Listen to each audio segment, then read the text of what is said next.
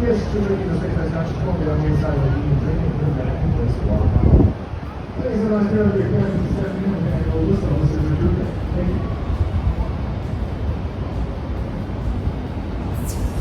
90 minutes, and there's a lot to talk about, so I hope nobody minds if we start right now. Over here on the right-hand side, take a look. We are right here at the base of the second tallest building in the city of Chicago, and the fifth tallest building in the United States. Of course, I'm talking about the Trump International Hotel and Tower, Chicago, designed in 2009 by Skidmore, Owens & Merrill, but the principal architect here is a man named Adrian Smith, who, by the way, is a very nice man. I met him. He's born and raised in Chicago's West Side, and also today world famous for designing the tallest building in the world, the Burj Khalifa in Dubai. Trump Tower, second tallest in the city. Let's check it out, all the way up to the top. 1,362 feet tall. That is 415 meters for any and all international guests. Not a lot of people know, but it's also the heaviest concrete structure in North America. Made out of 720 million pounds of concrete. If my math is right, that's like 310 million kilos. Or, in a different perspective, that's like 20,000 full-size dump trucks filled to the brim with concrete used to pour Trump Tower into place. Its next door neighbor over here on the right-hand side, over here, this black box building, this is the AMA Center, formerly the IBM Center, designed by the great German architect Ludwig Mies van der Rohe in 1967. Floors 2 to 12 by Bertrand Goldberg. These are the two towers of Marina City.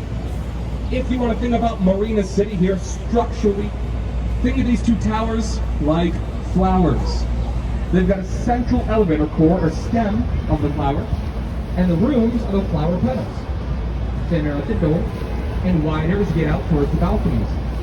The balconies are also stacked on top of each other in such a way to allow for the maximum amount of light to enter into each one of those condos.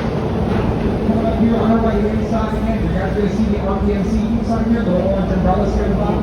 So this is the American Bar Association Tower up here in the corner with a blue-green glass motif on the outside. 32-story up. There are no air-conditioned units inside. They just use the river water. They have a system that cycles it through the side of the building, cools it off considerably, spits it back out into the river, and it comes back in a little bit cleaner. Over here on the right-hand side is the Merchandise Mart, designed in 1927 to 1931 by firm Graham, Anderson, Probst, and White. Check out up front. You guys see these heads up front?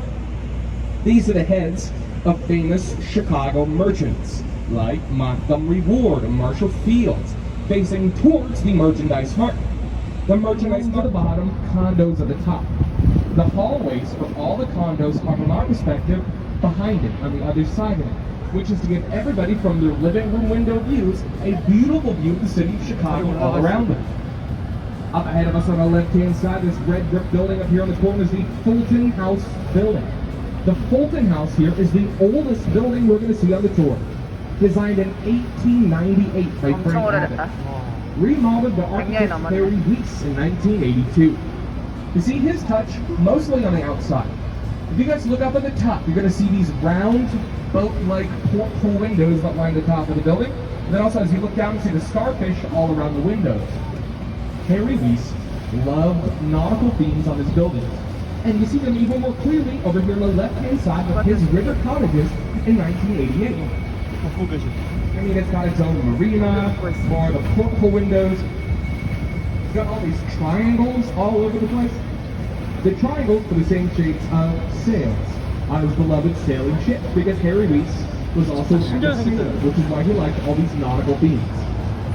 Alright, we're coming back here on our right-hand side. So over here on our right, this is the EBC, the East Bank Club, designed by Ezra Gordon and Dan Levin in 1979. It is a private, upscale 1912.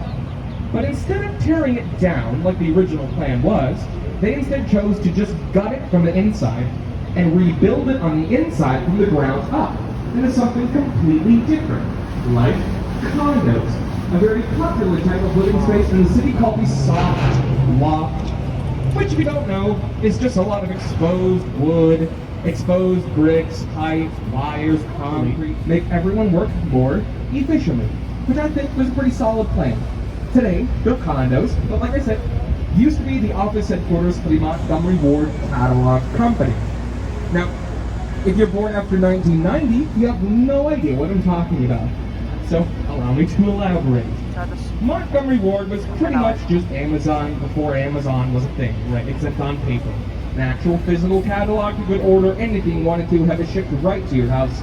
But if you couldn't find what you wanted from Montgomery, you were the first to live on it. And they race all these geeks all the time. And everyone who lived around here back in the day would complain about the noise that caused all the time, and chose to call it Goose Island instead. But the name designed to make fun of it, designed in 1933, and from 1933 until 1996, this was the largest operational post office in North America, because it had to be. Remember, we had all of these catalog companies here in the city, and they had all of their products to get out to all of the country, and it all came through here, the Chicago Post Office. However, in 1996, after we put the final nail in the coffin of the catalog company, we had to move out into a smaller, more modern facility. And since then, this one was completely abandoned from 1996 until 2016, and it was in such a state of disrepair that in 2016 it was starting to, sort of like in the heart of the South Loop, but when more commercial high-rises started to move from the area, that would raise the rent exponentially, and they moved over here in the late 1960s, which is where they are today. Chicago's Chinatown, it's about a 10-block radius, 8,000 people live inside. There are all sorts of amazing and beautiful things to see and eat inside of Chinatown. All sorts of great different art installations and restaurants and grocery stores. Even actually see things on as well. There's a bus of things just down to the right of where you want the building. Little plot on there, tell you a bit about it. Okay, so in the city of Chicago, we have 38 openable bridges.